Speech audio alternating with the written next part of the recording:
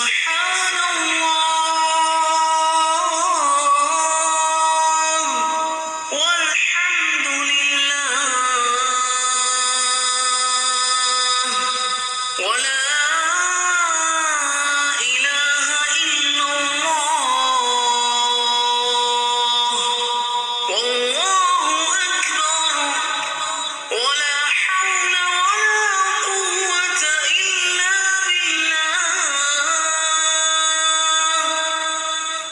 ولا حول ولا قوة الا باللہ العلی العظیم۔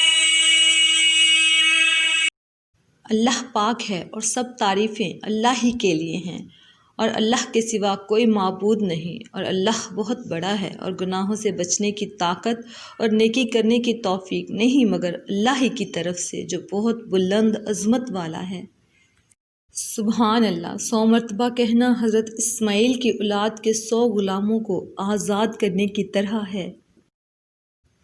سبحان اللہ و بحمدہ، حدیث شریف میں آتا ہے کہ جو شخص 100 مرتبہ یہ دعا پڑھ لے تو اللہ تعالیٰ اس کے سارے گناہ بخش دیتے ہیں، اگرچہ وہ سمندر کی جھاگ سے زیادہ ہوں۔ اور جو شخص روزانہ 100 مرتبہ یہ دعا پڑھے گا تو قیامت کے دن کوئی اس سے افضل عمل والا نہیں ہوگا مگر وہ جس نے اس مقدار میں یا اس سے زیادہ میں یہ دعا پڑھی۔ نبی کریم صلی اللہ علیہ وسلم فرماتے ہیں جب اللہ تعالیٰ اپنے کسی بندے کو کوئی نعمت عطا فرماتا ہے اور وہ کہتا ہے الحمدللہ، تو اللہ تعالیٰ فرماتا ہے فرشتوں میرے بندے کی طرف دیکھو جس کو میں نے کوئی خاص قیمت والی چیز تو نہیں دی مگر وہ مجھے نہایت قیمتی چیز دے رہا ہے، یعنی کہتا ہے الحمدللہ۔ ایک روایت میں ہے کہ بندہ جب لا الہ الا اللہ پڑھتا ہے تو وہ اس کے نامہ اعمال کی طرف آتا ہے، پھر وہ جس خطا سے گزرتا ہے اسے مٹا دیتا ہے حتیٰ کہ وہ ایک نیکی پاتا ہے تو اس کے پہلو میں بیٹھ جاتا ہے۔ انس رضی اللہ تعالیٰ عنہ سے روایت ہے کہ رسول اللہ صلی اللہ علیہ وسلم ایک ایسے درخت کے پاس سے گزرے جس کے پتے سوکھ چکے تھے۔ آپ صلی اللہ علیہ وسلم نے اس پر لاٹھی ماری تو اس کے پتے جھڑنے لگے، پھر آپ نے فرمایا الحمدللہ و سبحان اللہ ولا الہ واللہ اکبر سے اسی طرح گناہ جھڑتے ہیں جس طرح اس درخت کے پتے جھڑے۔ حدیث میں آتا ہے کہ جو ایک دفعہ اللہ اکبر پڑھے گا اسے ایک اونٹ صدقہ کرنے کا ثواب ملے گا، اور جو 300 دفعہ اللہ اکبر پڑھے گا اسے 300 اونٹ صدقہ کرنے کا ثواب ملے گا۔ اور بیماری جتنی بھی پرانی ہو، جتنی بھی عاجز کر دینے والی ہو، جتنی بھی پریشان کر دینے والی ہو، اس کا علاج صرف اور صرف یہی ہے کہ اس کا صدقہ کیا جائے۔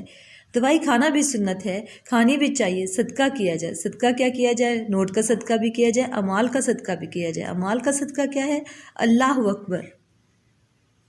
اللہ اکبر پڑھتے ہوئے یہ تصور کریں کہ یہ جو بچوں کی بیماریاں ہیں، اے اللہ یہ آپ سے بڑی تو نہیں، آپ اس سے بڑے ہیں۔ یا اللہ اگر یہ جادو ہے تو جادو آپ سے بڑا نہیں، آپ اس سے بڑے ہیں۔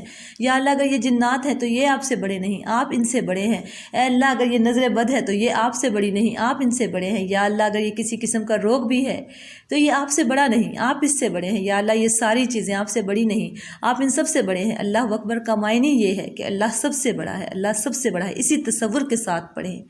کیا ہم میں سے کوئی شخص 1000 نیکی کیسے کرے؟ آپ صلی اللہ علیہ وسلم نے فرمایا وہ 100 مرتبہ سبحان اللہ کہے تو اس کے لیے 1000 نیکی لکھ دی جاتی ہے، اس کے 1000 گناہ معاف فرما دیے جاتے ہیں۔ سبحان اللہ پڑھنے کا دوسرا فائدہ یہ ہے کہ 100 دفعہ پڑھنے سے زمین و آسمان کا جتنا خالی ہے سارا نیکیوں سے بھر جاتا ہے۔ پھر میں نے اللہ اکبر نہیں بتایا، میں نے کہا کہ بھی کیسا وظیفہ پڑھ رہا ہوں جس کو پڑھنے کے لیے چند منٹ لگتے ہیں، لیکن پڑھنے والے کو وہ نور ملتا ہے کہ قیامت کے دن سارا جہان اندھیرے میں ہوگا اور اس کے پاس نور ہوگا، یہ تقسیم کرے گا، اور اس کے پڑھنے والے کو اللہ عرش کا سایہ دے گا۔ سارا جہان دھوپ میں ہوگا، زمین تانبے کی طرح ہوگی، اللہ کا جلال ہوگا، کوئی وارث نہیں ہوگا سوائے حضرت محمد صلی اللہ علیہ وسلم کے۔ جو سبحان اللہ 100 دفعہ پڑھ لے، اور پڑھنے میں 3-4 منٹ لگتے ہیں، جنت میں اللہ 100 ایسے درخت لگا دے جس کے نیچے عربی نسل کا سفید تیز رفتار گھوڑا 1 مہینہ بھی ایک درخت کے نیچے دوڑتا رہے تو درخت کا سایہ ختم نہیں ہوگا۔ اللہ پاک ایسے 100 درخت لگا دے گا۔ حضرت سیدنا معاذ بن جبل سے مروی ہے کہ رسول پاک صلی اللہ علیہ وسلم نے فرمایا کیا میں تمہیں جنت کے دروازوں میں سے ایک دروازے کے بارے میں نہ بتاؤں؟ عرض کی گئی وہ کیا ہے؟ ارشاد فرمایا لا حول ولا قوت الا باللہ۔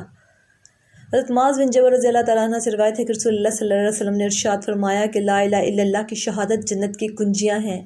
حضرت عبداللہ بن عمر رضی اللہ تعالیٰ عنہ سے روایت ہے کہ اللہ تعالیٰ قیامت کے دن میری امت میں سے ایک شخص کو منتخب فرما کر تمام لوگوں کے سامنے بلائیں گے، پھر اس کے 99 اعمال کھولے جائیں گے جو کہ گناہوں سے بھرے ہوں گے۔